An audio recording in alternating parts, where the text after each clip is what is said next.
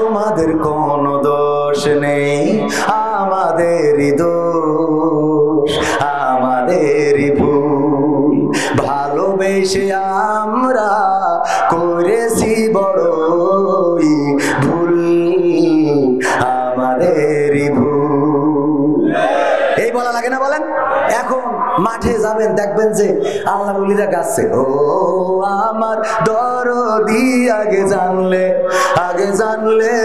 তোর ভাঙা নৌকায় চড়তাম না। ও আমার দরদি আগে জানলে তোর ভাঙা নৌকায় চড়তাম না, ভাঙা নৌকায় চড়তাম না, আর এই বিপদে পড়তাম না। ওরে মারে মুরে ফাটাই দিল, দেখার লোক তো পাইলাম না। আগে জানলে তোর ভাঙা নৌকায় চড়তাম না। ঠিক না? এখন এই গোপনে গাই, মাঠে ফাঁকা মাঠে যেয়ে গাই, কারণ জনগণের মধ্যে গাইলে বুঝে ফেলবে। আগে ছিল, তারা ছিল নায়ক, ওই যুবকদের নায়ক, ছাত্রদের নায়ক, যুবলীগের নায়ক, ছাত্রলীগের নায়ক। এখন আবার অনেকে রং বদলাই হচ্ছে সমন্বয়ক। এরকম আছে না নাই? সুবিধাবাদ জিন্দাবাদ, সমন্বয়ক হওয়ার চেষ্টা করছে। ওগো আমার ভাইরা, তাইলে সেই মনে আছে কিনা ওই যে শিল্পী মনির খানের কথা বলছিলাম, অঞ্জনার জন্য এত গান গাইলো, নাম ধরে ধরে প্রতিটা ক্যাসেটে প্রতিটা পর্বে তার নাম নিয়ে গান গাইলো। আর মামার প্রধানমন্ত্রীর পক্ষে যারা সংসদে বসে বসে গান গাইলো, এই সংসদে বসে গান গাওয়া মানুষগুলো এখন নিজেরা আর কেউ মুখটা খোলে কথা কয় না, খোলে। তাহলে এরা বেঈমান নাকি বেঈমান না? আস্ত বেঈমান। বেঈমান মানে কি? আস্ত বেঈমান। আস্ত বোঝেন? আস্ত মানে পুরাটাই। এই কি হইলো? এ আবার কারেন্ট বন্ধ হলো কেন? সব ওরা কি শুনলো নাকি? এখন আল্লাহর ওলি আছে না নাই? আছে। রাস্তায় দাঁড়িয়ে থাকে পুলিশ বাবাজিরা, রাস্তায় দাঁড়িয়ে আছে, জ্যাম পড়ে যাচ্ছে, কোনো কাজ করে না, বাদাম খায়। আছে না নাই? চিন্তা করে আরো কিভাবে অসহযোগিতা করা যায়। এই অসহযোগিতা যারা করে সাথে সাথে ছবি তুলে নিয়ে ফেসবুকে দিবেন যে এইটা হলো আল্লাহর ওলিদের লোক। মনে থাকবে? মনে থাকবে? ভাইরা আমার, কথা বেশি বাড়াবো না, যেহেতু আমার মেহমান এসেছেন।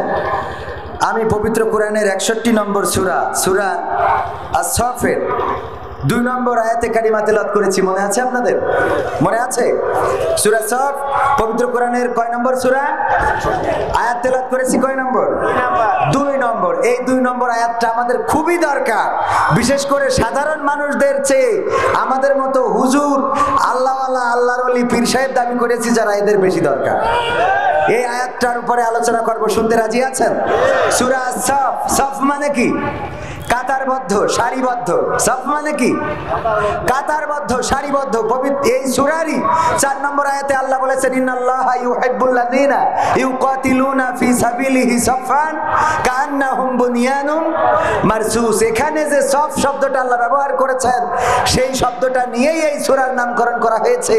আল্লাহ এখানে বলেছেন যে নিশ্চয় যারা আল্লাহর পথে সীসা গালানো প্রাচীরের ন্যায় লড়াই করে, সংগ্রাম করে, আল্লাহ তাদেরকেই ভালোবাসেন। বলেন সুবহানাল্লাহ। আমরা আল্লাহর ভালোবাসা পাইতে চাই না? চাই না? তাইলে আমাদের কাতারবদ্ধ, সারিবদ্ধ থাকার দরকার আছে না নাই? এই কাতারবদ্ধ, সারিবদ্ধ না থেকে আমরা এখন মুসলমানেরা বিভেদ শুরু করে দিয়েছি, আর তার জন্যই বাতিলেরা আমাদের মাথার উপরে কাঁঠাল ভেঙে খায়। বলেন ঠিক কিনা? এই জন্য আমি বলি, মুসলমানে দ্বন্দ্ব করা চলবে না। সীসা ঢালা প্রাচীর হবে, কখনো তা টলবে না। মুসলমানে দ্বন্দ্ব করা চলবে না। সীসা ঢালা প্রাচীর হবে, কখনো তা টলবে না। মুসলমানে দ্বন্দ্ব করা চলবে না। সীসা ঢালা প্রাচীর হবে, কখনো তা টলবে না। তবেই শান্তি পাবে, অশান্তি দূর হবে। তবেই শান্তি পাবে, অশান্তি দূর হবে। কেউ আর মুসলমানের বাজে কথা বলবে না। মুসলমানে দ্বন্দ্ব করা চলবে না। সীসা ঢালা প্রাচীর হবে, কখনো তা টলবে না। কে আওয়ামী, কে বিএনপি, কে জামাত ইসলাম, এটা আমাদের নয় পরিচয়, মুসলিম মোর নাম। ঠিক না বেঠে? কে আওয়ামী, কে বিএনপি, কে জামাত ইসলাম, এটা আমাদের নয় পরিচয়, মুসলিম মোর নাম। মানলে পরে শান্তি আসবে ঘরে, এ কথা মানলে পরে শান্তি আসবে ঘরে।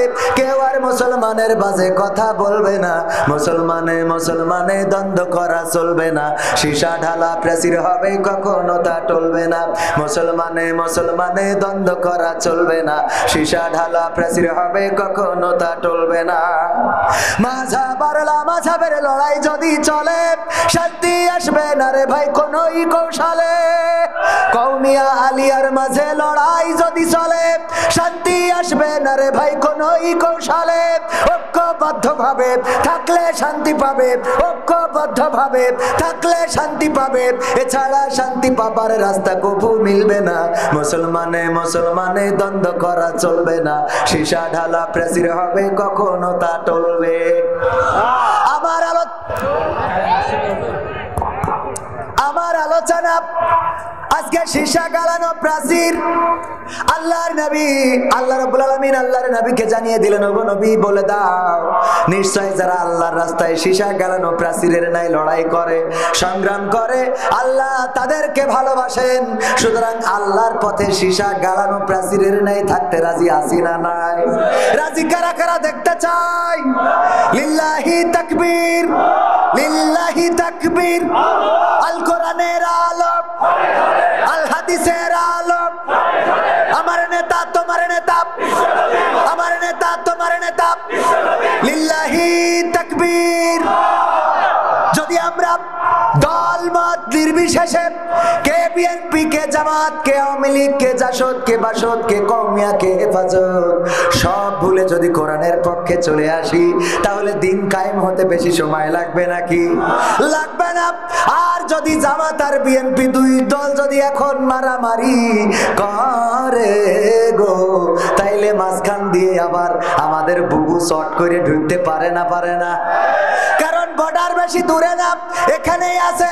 যদি লাগালাগি শুরু হয়ে যায়, যদি কওমিয়ারা বলে জামাত চলবে না, আর জামাত যদি বলে হেফাজত চলবে না, হেফাজত যদি বলে বিএনপি চলবে না, বিএনপি যদি বলে আমরা ওই টুপিয়ালাই মানবো না, এইগুলো যদি করে গো, তাইলে আমার বুবু শর্ট করে আসবে, ঠেকানো যাবে না।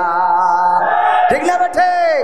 সুতরাং দেশের স্বার্থে, দশের স্বার্থে, জাতির স্বার্থে, ইসলামের স্বার্থে, আল্লাহ ও তার রাসূলের স্বার্থে ঐক্যবদ্ধ থাকতে রাজি আছি না নাই? রাজি আছি? রাজি আছি তো? যা হয় উপরে দেখাশোনা করবে ওনারা, আমরা নিচে অন্তত ঠিক থাকবো। মনে থাকবে? হ্যাঁ, তাহলে আমাদের পরাজয় হবে না। মনে থাকবে ইনশাআল্লাহ? মনে থাকবে? ভাইরা আমার, আল্লাহ রাব্বুল আলামিন পবিত্র কোরআনের 61 নম্বর সূরার 2 নম্বর আয়াতে বলেছেন, ইয়া আইয়ুহাল্লাযীনা আমানু লিমা তাকুলুনা মা লা তাফআলুন। আল্লাহ বিশ্বাসীদের ডাক দিয়েছে, ওগো বিশ্বাসীরা শোনো, বিশ্বাসীরা শোনো। এই সূরাটা নাজিল হয়েছে মদিনা যুগে, আমরা এটা মাদানী সূরা হিসাবে জানি, এবং উহুদ যুদ্ধের পরবর্তী সময়ে এই সূরাটা নাজিল হয়েছে। কারণ ওই সময় যারা লড়াই করেছিল অনেকের মন ভেঙে গিয়েছিল। উহুদের যুদ্ধে একটা বিপর্যয় নেমেছিল না, নামে নাই? নেমেছিল। কারণটা কি? কারণ একটু ছিল নেতার কথা ঠিক মতো মানে নাই, নেতার আদেশ ঠিক মতো ফলো করে নাই। আল্লাহর নবী বললেন, এই গিরি গুহায়, এই গিরি পথে 50 জন তীরন্দাজ আমার পরবর্তী নির্দেশ না পাওয়া পর্যন্ত তোমরা নামবে না। কিন্তু যেই প্রাথমিকভাবে বিজয় চলে আসলো, তখন ওই 50 জন তীরন্দাজ গনিমতের মাল কুড়ানোর জন্য চলে আসলো। আল্লাহ রাসূলের সেই আদেশকে প্রত্যাখ্যান করার কারণে আল্লাহ বিপর্যয় দিয়ে দিলেন। আর সেই বিপর্যয় মুসলমানদের এতটাই শিক্ষা দিয়েছিল যে পরবর্তীতে তারা রাসূলের আর কোনো আদেশ প্রত্যাখ্যান করে নাই। এখনো যদি আমরা যাদের আনুগত্য করি, তাদের আদেশ প্রত্যাখ্যান করি, তার মধ্যে কল্যাণ নাকি অকল্যাণ? 100% অকল্যাণ। কারণ আমাদের উপর থেকে যে নির্দেশ আসে আমরা ধরেই নিই এটাই আল্লাহর সিদ্ধান্ত। ঠিক কিনা? আল্লাহর সিদ্ধান্ত মেনে নিয়ে ফাঁসির কাস্টে ঝুলেছেন আমার দেশের স্টার গুলো, আমার দেশের কোরআনের পাখিগুলো। তারা আল্লাহর সিদ্ধান্ত মেনে ফাঁসির কাস্টে ঝুলতে কার্পণ্য বোধ করে নাই, বলেন ঠিক কিনা? বন্দুকের গুলির সামনে বুক পেতে দিয়েছেন, রাজপথ থেকে পিঠ দেখিয়ে যান নাই। আর তার বিনিময়ে যারা বলতো দেশটাই আমাদের, যারা বলতো আমার বাবার দেশ, আমরা যা ইচ্ছা তাই করবো, যেভাবে চাই সেইভাবে চালাবো, আমার দেশে সেই রাজাকারেরা আছে গো, কিন্তু যাদের বাবার দেশ তারা একটাও নাই। ঠিক না বে ঠিক? এই জন্য আমি ওই জায়গায় বলেছি, কি বলেছি? এমপিরা সব কোথায় গেল, মন্ত্রীরা সব কোথায় গেল, কোথায় কাদের কাকা, তাদের সারা দেশটা এখন লাগে ফাঁকা ফাঁকা। কই গেল সেই সংসদেতে মমতাজের গান, কোথায় গেল হযরত বলা স্বামী মুসলমান? খেলা হবে, খেলা হবে, আসো খেলবো, তোমাদের মা তোমাদের বাপ 14 গোষ্ঠী নিয়ে আসো, বলেছে না বলে না? আবার তারা বোরখা পরে চলে গেল। এ কি সহ্য না করে পারা যায়? কই গেল সেই সংসদেতে মমতাজের গান, কোথায় গেল হযরত বলা স্বামী মুসলমান? ইনু মেনন্দি ফুমনি আছে কারাগারে, বাপ করিলেও পাপ কখনো ছাড়ে কি আর তারে। কোথায় গেল স্পিকারের, কোথায় গেল স্পিকারের দৃষ্টি আঁকা বাঁকা, তাদের সারা দেশটা এখন লাগে ফাঁকা ফাঁকা, ওদের সারা দেশটা এখন লাগে ফাঁকা ফাঁকা। কই গেল সে আরাফাত আর ব্যারিস্টার সুমন, কথা বলার সময় তারা করেনি ওজন। ওর ইচ্ছে টাকা দিব, তোমরা খালি খাইব, ওর ইচ্ছে টাকা দিব, তোমরা খালি খাইব। হ্যাঁ বলতে না, বলতে না? কই গেল সেই আরাফাত আর ব্যারিস্টার সুমন, কথা বলার সময় তারা করেনি ওজন। মুরগি কবির খাইছে ধরা, জাফর কোথায় আছে, গোপনে কি সেও গেল মোদি দাদুর কাছে। কোথায় গেল এ সালমের, কোথায় গেল এ সালমের কোটি কোটি টাকা, তাদের সারা দেশটা এখন লাগে ফাঁকা ফাঁকা, ওদের সারা দেশটা এখন লাগে ফাঁকা। লাগে কিনা? ফাঁকা ফাঁকা কেন লাগে?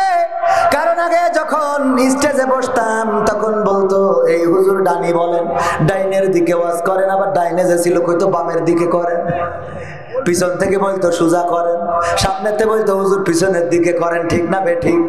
আরো কি বলতো বলবো বলবো, বলতো হুজুর শোনেন, সময়টা তো বড্ড খারাপ, আপনি তো ভাই সব জানেন, বুঝে শুনে কথা বলে ওয়াজের রীতি টানেন, উস্কানি ফুসকানি মূলক বলবেন না কোনো কথা, এই মঞ্চে রাজনীতি ভাই করবেন না যথা।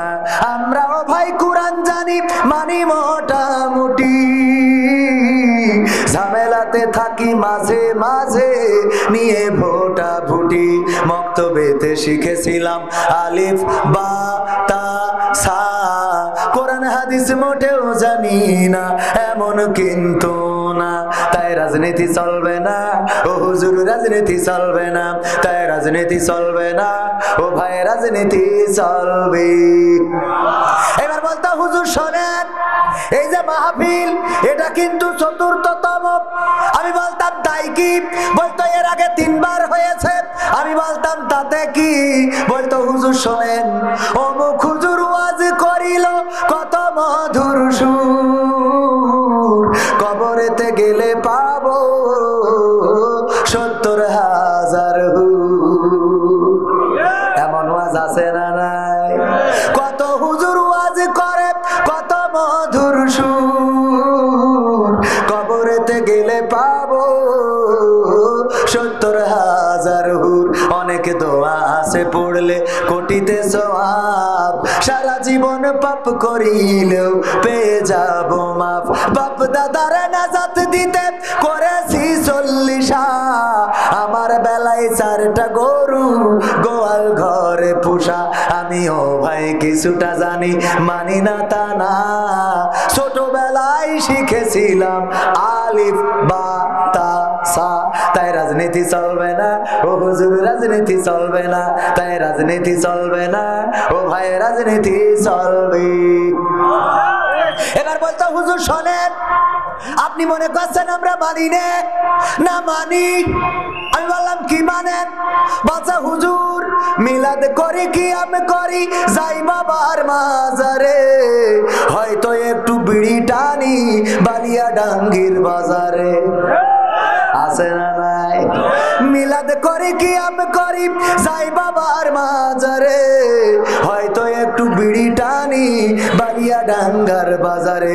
ফজর নামাজ হয় না পড়া, থাকি তখন নিদে, কিন্তু হুজুর বিশ্বাস করেন আল্লাহর কসম হয় না কাজা, নামাজটা 2 ঈদে। ঠিক না বেটে? 2 ঈদে নামাজ কাজা হয়। আবার এই আল্লাহর বান্দারা নামাজে তো পড়া পড়ে গো, জানাজার নামাজে যদি দাঁড়ায় বাম হাত উপরে দিয়ে বেঁধে থই এনে বাঁধে, তারপরে বলে তাড়াতাড়ি পাটি নিয়ে আসো নাই সিজদা দেবে কনে। এরপরে যখন ইমাম সাহেব প্রথম তাকবীর দেয়, জানাজার নামাজ কয় তাকবীরে? 4 তাকবীরে প্রথম তাকবীর দিয়ে নিয়ত করে তাকবীর দিলাম, তারপরে কেউ সূরা ফাতিহা পড়ে, আবার কেউ সানা পড়ে, যার মনে যেটা চাই পড়েন, তবে বিতর্ক করা যাবে। বিতর্ক করলেই সেইটা খারাপ, যা পড়বেন তাতে হবে। সূরা ফাতিহা পড়লেও দোষ নেই, সানা পড়লেও দোষ নেই।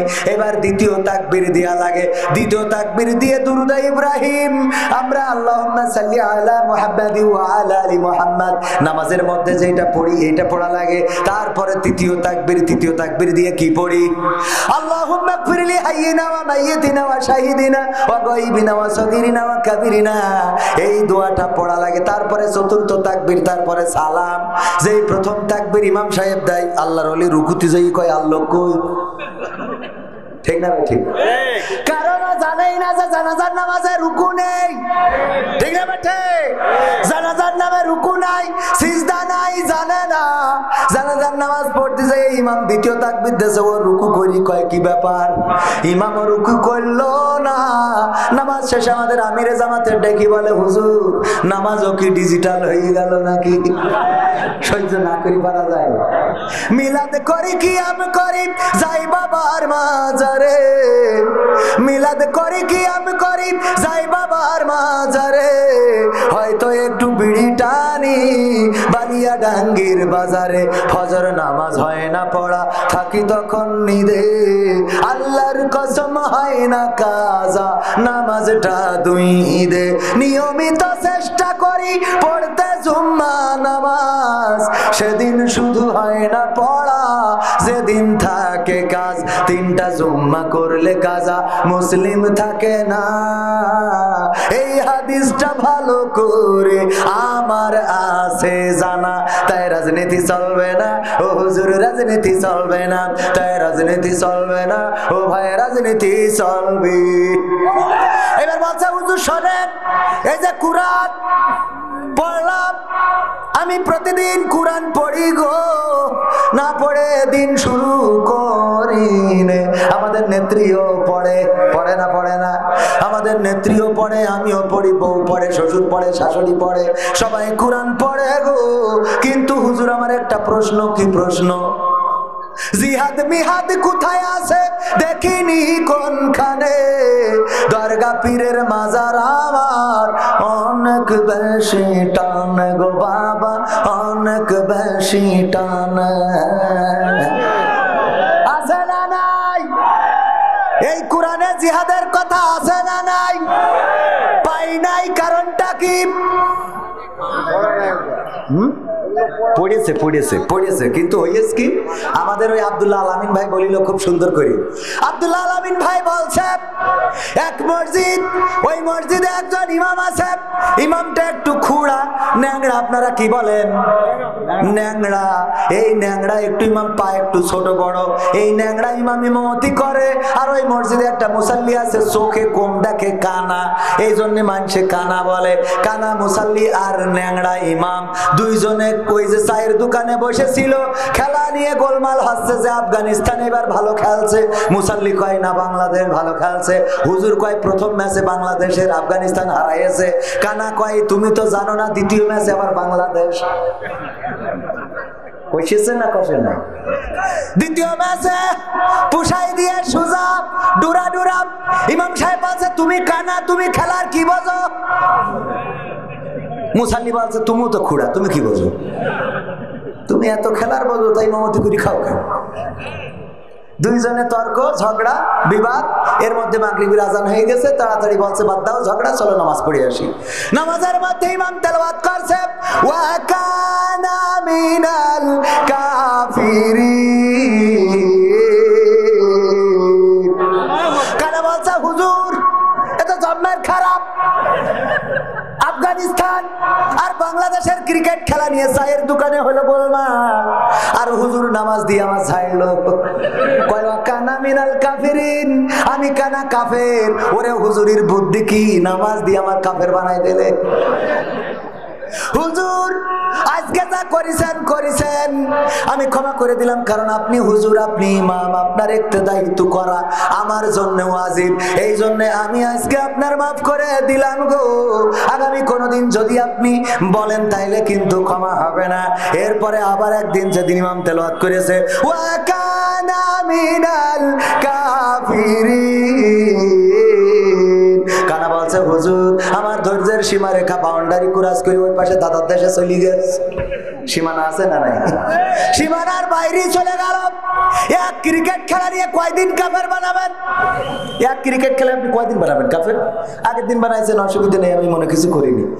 আজ আবার আপনি বললেন, আজকে আবার না, এটা মানলাম না। আপনি ইমাম, আপনার পড়ানোর অধিকার আছে, বলারও অধিকার আছে, কিন্তু আমি মুসাল্লি, আল্লাহ আমারও কিছু পাওয়ার দিয়েছে। যদি ইমাম ভুল করে তাইলে লুকমা দেওয়ার অধিকার মুসাল্লিদের আছে না নাই? লুকমা দিলাম। আল্লাহু আকবার ওয়া ন্যাংরা মিনাল ফাসিকিন। আল্লাহু আকবার ও ন্যাংরা মিনাল। আমি কানা যদি কাফের হই, এক খেলা নিয়ে আপনি প্রতিদিন আমার কাফের বানাবেন। আমিও বলছি ওয়া ন্যাংরা মিনাল ফাসিকিন, আপনি ন্যাংরা ফাসেক লোক। তাহলে ও কি কোরআন বুঝেছে কত? এখন কি বোঝা গেছে কেন কি ডারে বাটি? এখন কি বোঝা গেছে যে কেন তারা বিরোধিতা করে? বোঝা গেছে কিনা? আর একটা ভাবে বিরোধিতা করে, সেটাও বলবো। আমার আমির সাহেব জনাব মাওলানা আব্দুল হাকিম সাহেব, উনি তো একজন বিজ্ঞ মানুষ। হাকিম মানে কি? লুকমান হাকিমের নাম শুনেছেন না শোনেন নাই?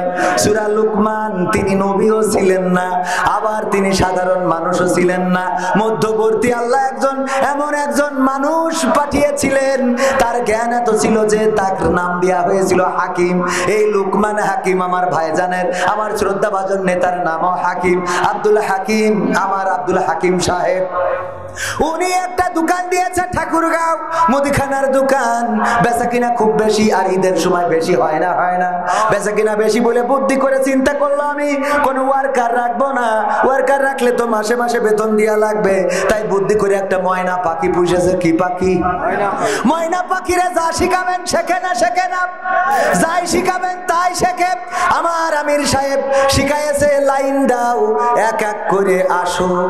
মানে লোকের ভিড় হয় বলে লোক যখন জড়াবে, ওই যে অনেকগুলো এক লোক একসাথে চলে আসে, লাইন না দিয়ে মুদিখানার মাল দিতে কষ্ট হয়। এই জন্য লাইন দাও, এক এক করে আসো। ময়নারে শিখায় ওই যেখানে লোক বেশি হয় ওখানে খাঁচায় টানায় রেখেছে।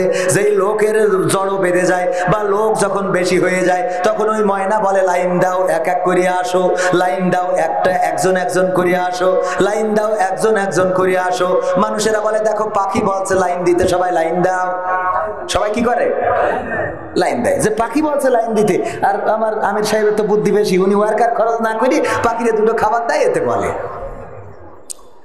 মুদিখানার মাল রোজার সময় সিমাই বিক্রি করেছে। চেনেন? সেমাই বলে, কেউ সিমাই বলে, আমাদের ওদিক সিমাই বলে, এখানে সেমাই। এই সেমাই বিক্রি করেছে। সেমাই গুলো গত বছরের ঈদে বিক্রি হয়নি বলে ডেট এক্সপায়ার হয়ে গেছে, ওই ডেট তুলে দিয়ে আবার নতুন করে বিক্রি করেছে। ওই খাওয়ার পরে ঈদের দিন সবাই টয়লেট আর বাড়ি, টয়লেট আর বাড়ি, এফ অ্যান্ড এফ, কি F and N, friends and family করে নিয়েছে। এই করার পরে পরের দিন সবাই গিয়েছে যে আপনি কোন সীমায় বিক্রি করলেন, কোন সীমায় দিলেন। আমরা খাওয়ার পরে সবার পেট খারাপ করেছে, আমার আমির সাহেবের মারধর শুরু করে দিয়েছে। লোক যখন বেশি হয়ে গেছে গো, ময়না পাখি বলছে লাইন দাও, একজন একজন করে আসো।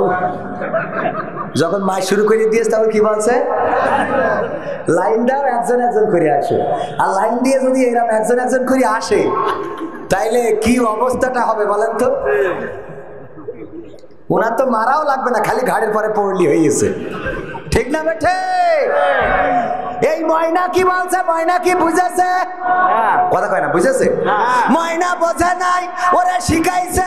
লোক হইলেই বলবে লাইন দাও, এক এক করে আসো, তো ভাষা জানে না। এই জন্য আমার কিছু আল্লাহর বান্দাদের, ওরা ওদেরকে তেমন কিছু ওরা জানে না। ওদের বলেছে হুজুর দেখলি বলবা রাজাকার, কথা কয় না। হুজুর দেখলি বলবা দেশদ্রোহী, হুজুর দেখলি বলবা 71-71-এর অপরাধী, দাড়ি টুপি দেখলি বলবা রাজাকার। ওরা এইটাই জানে, এর বাইরে কিছু জানে। ওদের যদি বলো 71-এর ইতিহাসটা বলো, 71-এ তোমার বঙ্গবন্ধু পরিবারে কয়জন যুদ্ধ করেছে বলো, হ্যাঁ বিপদে পড়বে। একজনও নেই। বঙ্গবন্ধু পরিবারের কয়জন বীর মুক্তিযোদ্ধা ছিল বলো, বলো না, তারা জানে না। 1971-এ কি ঘটেছিল বলো, কয়জন শহীদ হয়েছিল বলো, কয়জন আহত নিহত হয়েছে বলো, না কোনো ইতিহাস জানে না। শুধু জানে 71-এর রাজাকার এই মুহূর্তে বাংলা ছাড়। ওরা বললো আর ইরা ছাড়লো, কথা কয় না। বললো ওরা ছাড়লো কারা? আমাদের বললে তোরা ছাড়ি গেলি, আমাদের তোকে ছাড়তি কইনি।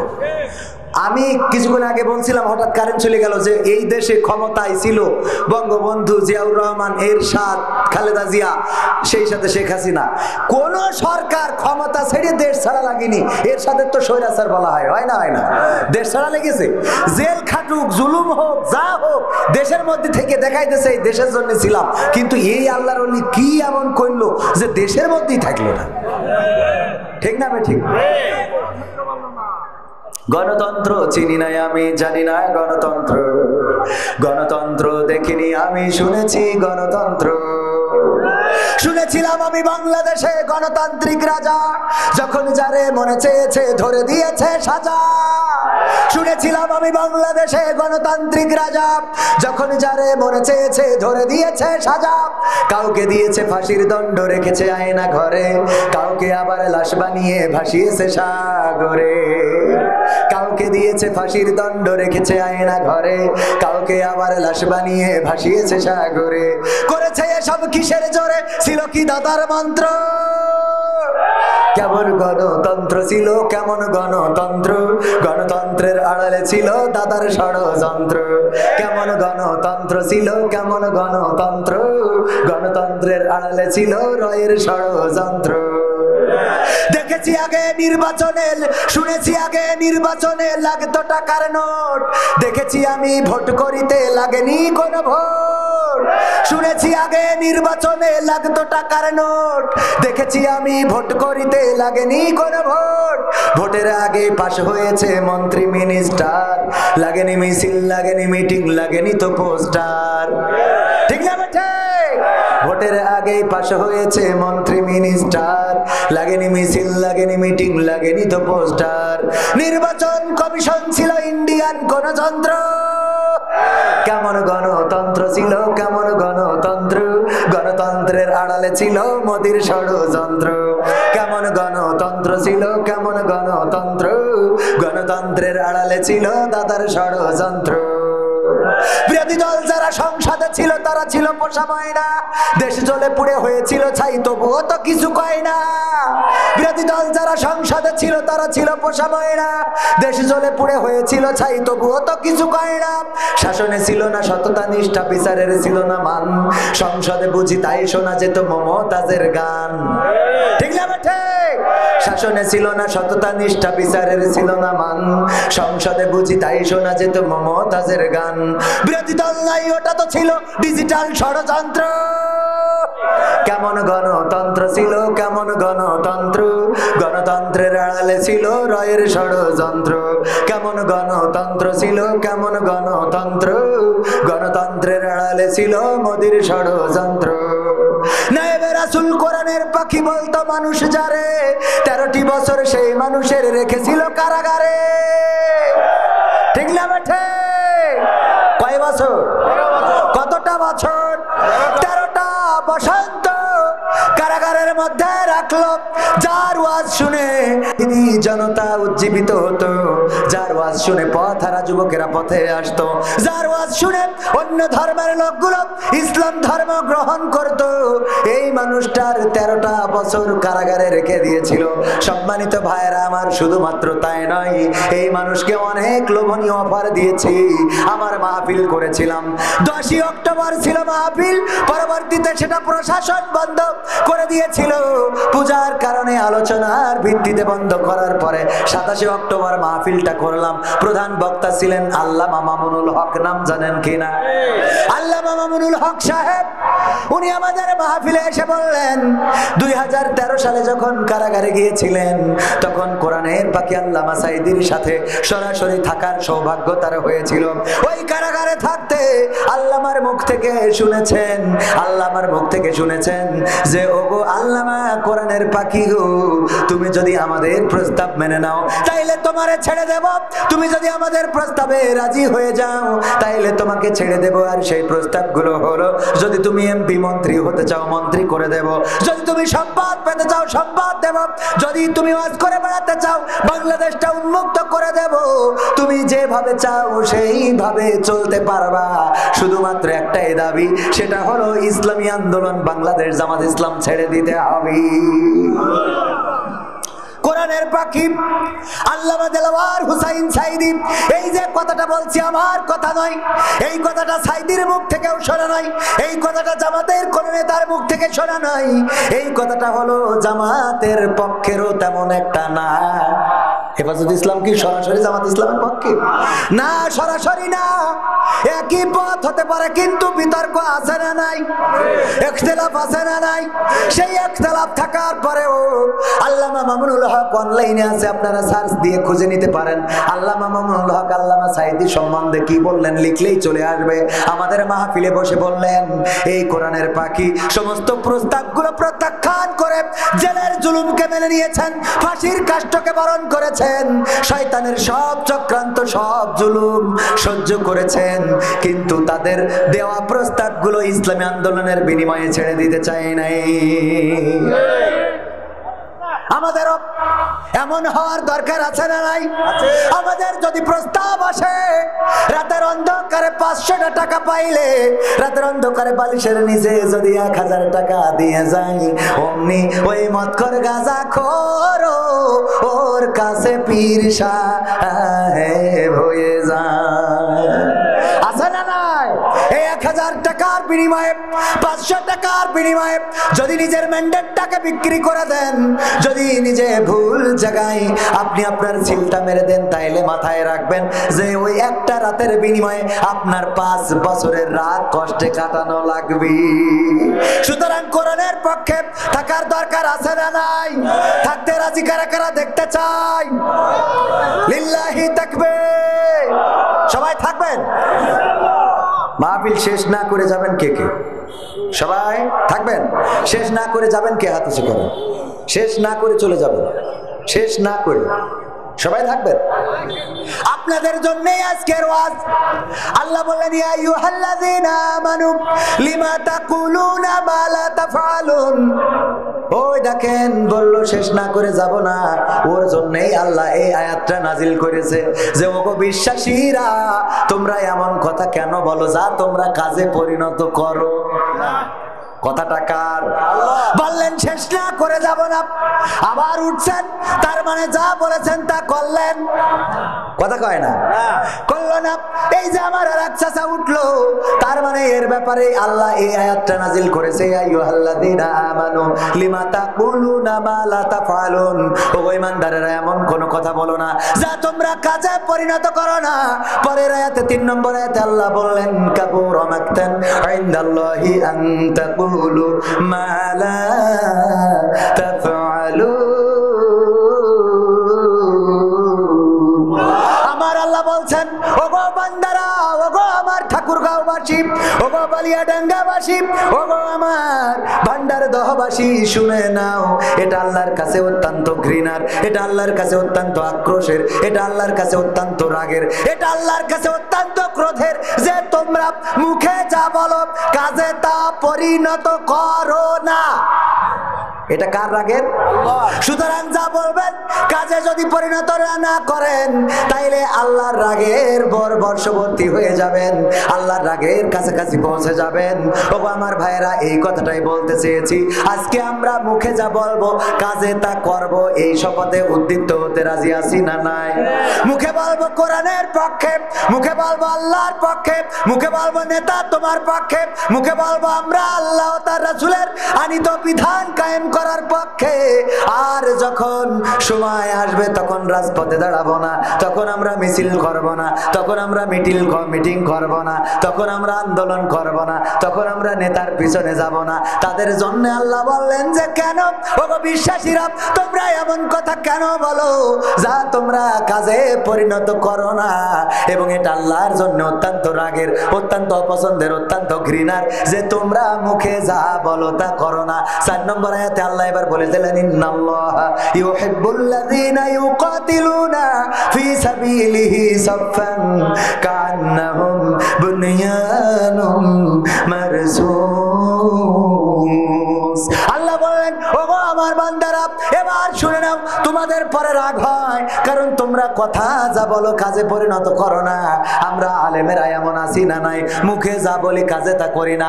আমাদের কথা শুনে অনেকেই নামাজি হয়ে যায়, আমাদের কথা শুনে অনেকেই রোজাদার হয়ে যায়, আমাদের কথা শুনে অনেকেই সুদ খাওয়া ছেড়ে দেয়, আমাদের কথা শুনে, আমাদের ওয়াজ শুনে অনেকেই মায়ের খেদমত করে, অনেকেই বোনের সম্পত্তি গুলো বুঝে দেয়। কিন্তু আমরা হুজুররা যে ওয়াজগুলো করে বেড়ালাম, সেই ওয়াজগুলো আমরাই আমল করি না।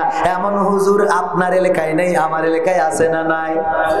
আছে মানে কি? আমি নিজেই আবার কি কথা কয় না, কোন ঠিক কিনা? আমি তো জানি যে আমি কতদূর পালন করি আর কতদূর করি না। কেউ না জানুক, জানে কে? আমি কেমন, আপনি কেমন, আপনি কথা দিলেন কি, রাখলেন কি রাখলেন না?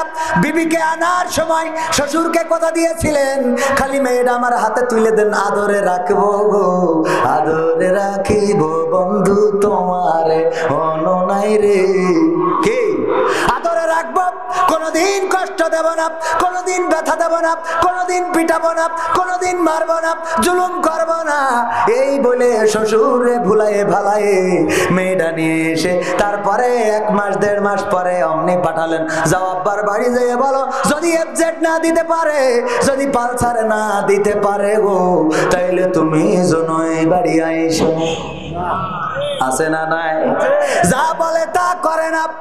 ওগো আমার ভাইয়েরা, এই জন্য এটা আল্লাহর কাছে অত্যন্ত ঘৃণার, অত্যন্ত অপছন্দের।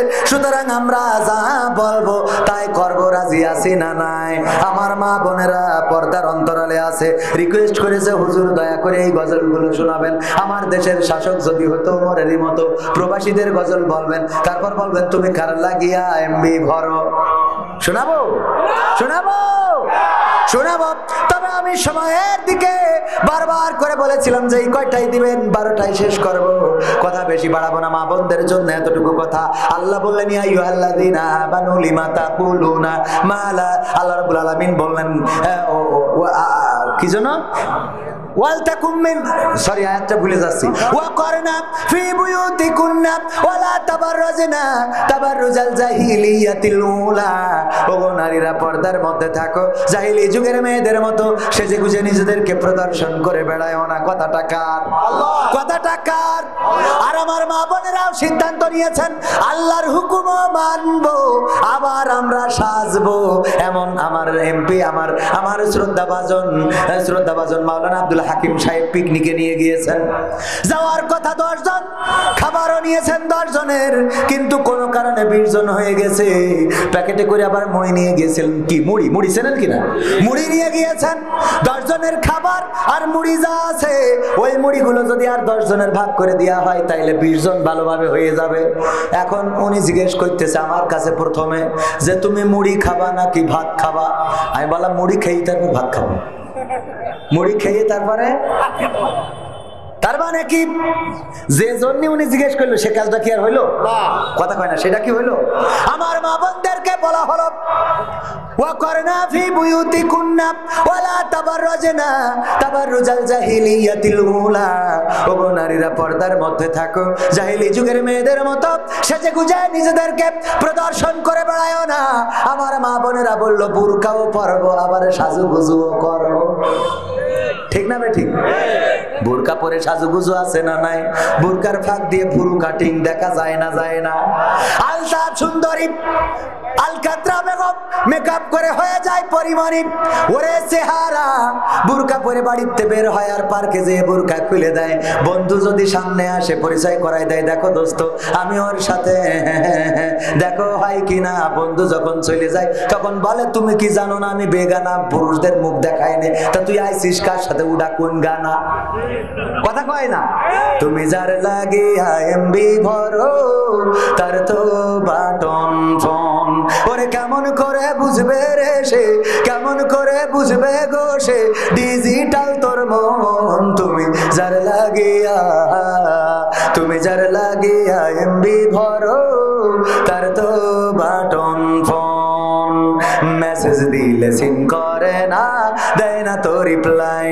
ভিডিও কলে বলবা কথা, ক্যামেরা তার নাই রে, ক্যামেরা তার নাই।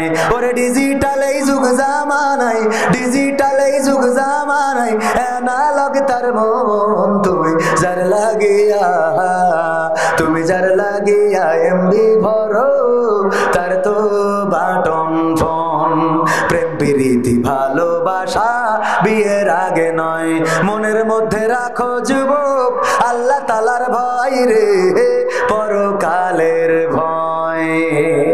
ঠিক না বেঠে? প্রেম প্রীতি ভালোবাসা বিয়ের আগে নয়, মনের মধ্যে রাখো যুবক আল্লাহ তাআলার ভয় গো, পরকালের ভয়। ওরে তবেই তুমি মুক্তি পাবা, তবেই তুমি মুক্তি পাবা দোজখের আগুন। তুমি যার লাগিয়া, তুমি যার লাগিয়া এমবি ভরো তার তো বাটন।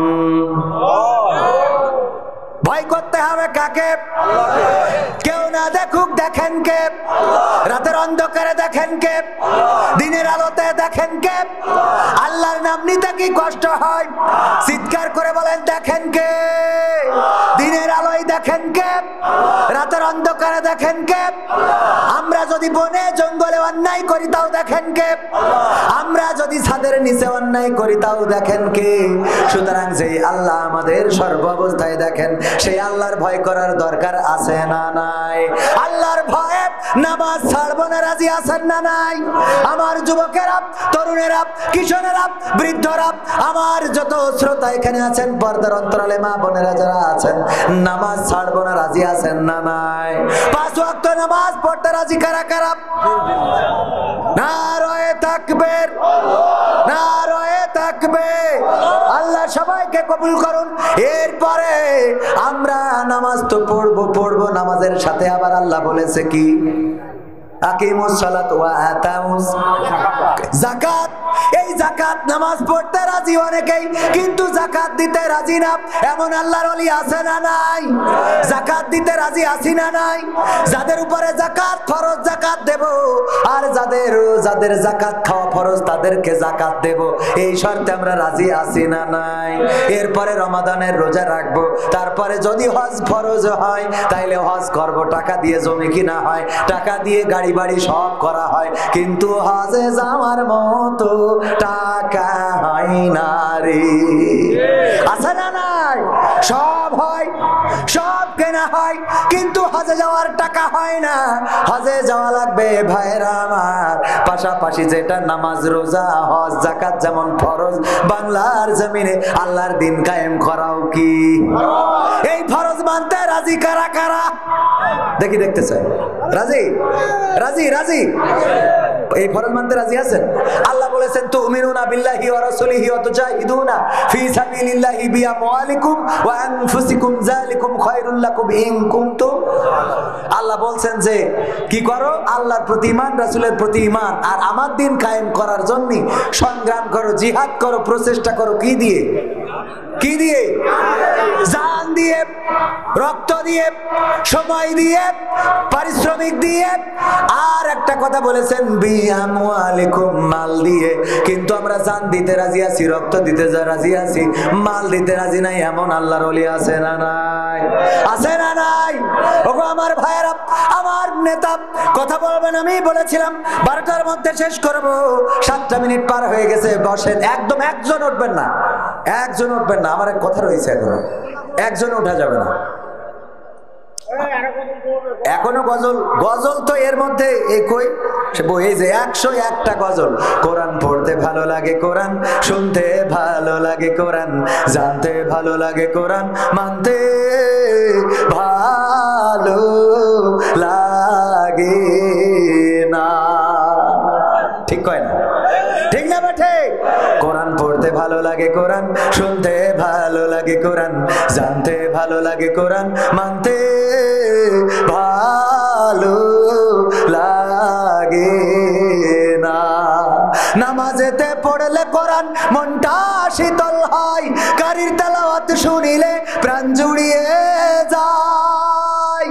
নামাজেতে পড়লে কোরআন মনটা শীতল হয়, কারীর তেলাওয়াত শুনিলে প্রাণ জুড়িয়ে যায়।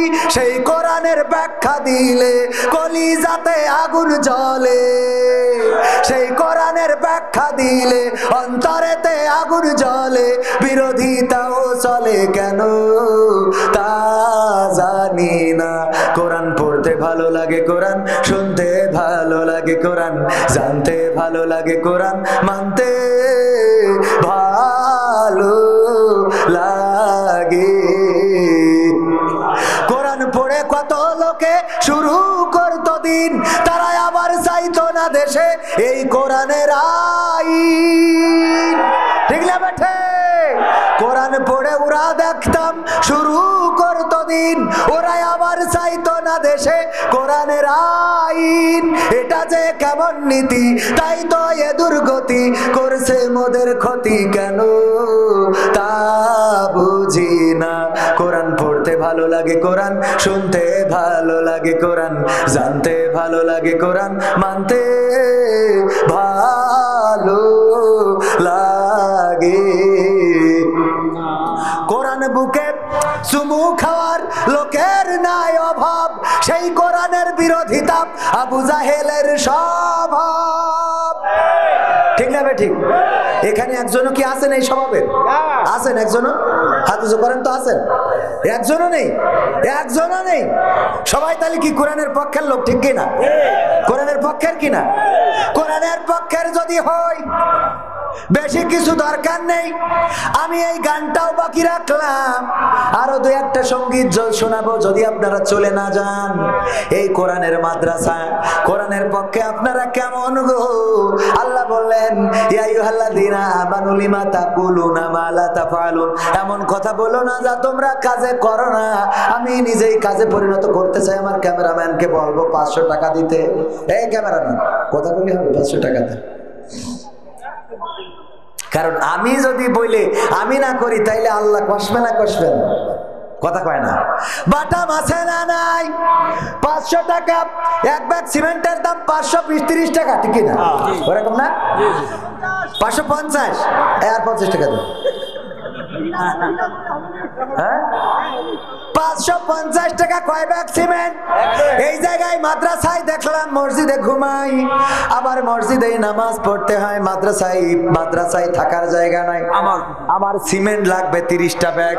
প্রধান লিল্লাহি তাকবীর, তাকবীর, লিল্লাহি তাকবীর। আমার প্রধান অতিথি ১৫০০ টাকা, নারায়ে তাকবীর, ১৫০০ টাকা দিলেন। হ্যাঁ ১৫০০ টাকা হবে না? বলছে হবে না। তিনটা মাহফিলে সব জায়গায় তো দিতে হয়, ওনাদের চাপ দেওয়ার সুযোগ নেই। ওনারা তো আর সবিন তেল খাটের তলে রাখে না। হ্যাঁ 500 টাকা দিতে মানা যায় না, বিষয়টা যদি 500, আপনি অন্তত ১,০০০ টাকা দেন, নাই শুনছেন না, ১,০০০ টাকা দেন। এরা বানতে না, আমি কি করি? আমার তো আপনার আরো 200 টাকা ফেরত দিতে পারলে ভালো লাগে। হ্যাঁ আর 500 টাকা দেবে। নারায়ে তাকবীর, দেবে 500 টাকা। আমি এক ব্যাগ সিমেন্টের দাম দিয়েছি, আমার ভাই ৩০,০০০ টাকা তুলিল। ৩০টা পাড়ার সম্মানে আমি 30টা ব্যাগ সিমেন্ট চাই আপনাদের কাছে। 2 নম্বর ব্যাগ সিমেন্ট দিবেন কোন আল্লাহর বান্দা, খুব তাড়াতাড়ি নামটা লিখে দেবেন। আর আমার বই আছে মোস্তফা ডাক্তার, আগে ১,০০০, আবার ১,০০০। আল্লাহ দানকে কবুল করে নাও। বঙ্গবন্ধুর 51 নোট দান করলে আল্লাহ কবুল করে নে, খেয়ে দাও, মনের স্বপ্ন পুরা করে দাও। আর আমার এই বইটা যারা নেবেন তারা হাত উঁচু করে নিতে পারেন। 100 টাকা করে দাম, 100রও বেশি গান আছে। আমার ক্যামেরাম্যান যাচ্ছে। আমি কয় ব্যাগ চাইছি? 30 ব্যাগ। 1 ব্যাগ হয়েছে।